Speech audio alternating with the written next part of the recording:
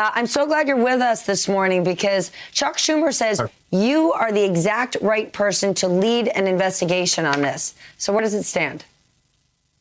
Well, first of all, the idea that somebody would make a contribution and then be reimbursed by a corporation or an individual, that's a straw donor, that would be a violation of the law. And clearly, any credible allegations along those lines need to be investigated to determine whether the law was violated, whether it's state law or federal. So there's actually a role for both federal and state authorities. In North Carolina, the State Board of Elections is the organization that investigates campaign finance violations, and then they will make a referral to a local district attorney. I am the counsel to the state board, and sometimes I will assist local district attorneys in prosecuting cases. Therefore, I can't get into the specifics of any particular case. Can you say if you've confirmed any of the Washington Post reporting? I can't. I can just say that any allegation that's this serious merits investigation. All right, then let's just say it's true. What the Washington Post is reporting is true, and he did pressure employees and then later reimburse them. If that were the case, what would the consequences be? To give for a corporation to reimburse an employee for a political contribution would be a felony in North Carolina. And for felonies, there are no statute of limitations. President Trump suggested that voters in your state actually vote twice. You could vote by mail, and then if you're not sure if it went through, even though you can actually check online, you should go and vote in person.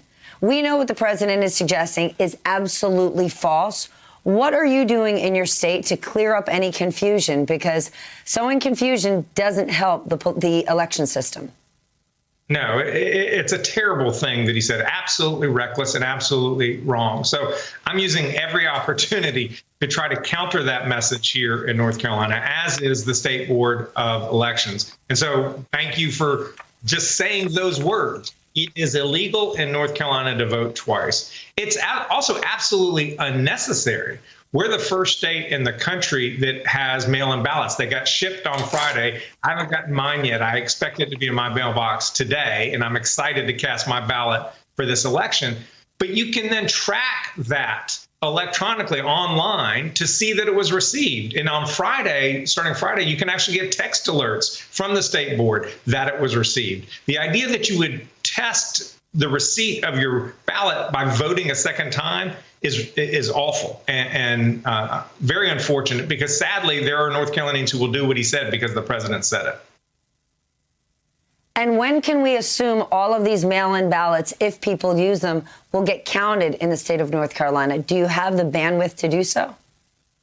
We have a really solid election administration process here. As I said, the first state in the country to do mail-in absentee ballot. Anybody can request it for any reason. You send it in, you can be notified electronically it was received. The state board will then tabulate the ballot before Election Day. The county boards of election will tabulate it before Election Day, meaning that it gets run through the scanner. It doesn't get summed up, so we don't know how many votes go before Election Day. But it means that on Election Day, all they have to do is push a button, and we will know who won all the early vote, 17 days of early voting in North Carolina, who won the mail-in voting up to Election Day, and who won on Election Day. The only votes that will not be counted as of election night are those mail-in ballots that came in on Election Day or the next 3 days. Those will, and any provisional ballots that were cast on Election Day. Otherwise, we will have very fulsome results on election night. Sounds like the message is, if you are going to vote by mail, get it done early. Last question to you. President Trump headed to your state to give a speech at the airport in Winston-Salem. The local GOP chair there is urging the president to wear a mask. What's your message to him? Wear a mask whenever you're in any crowd.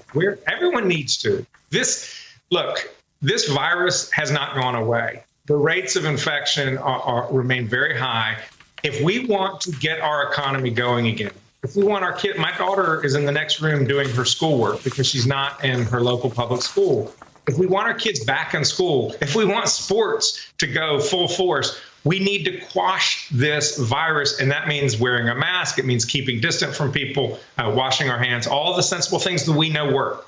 Hey there, I'm Chris Hayes from MSNBC. Thanks for watching MSNBC on YouTube. If you want to keep up to date with the videos we're putting out, you can click subscribe just below me or click over on this list to see lots of other great videos.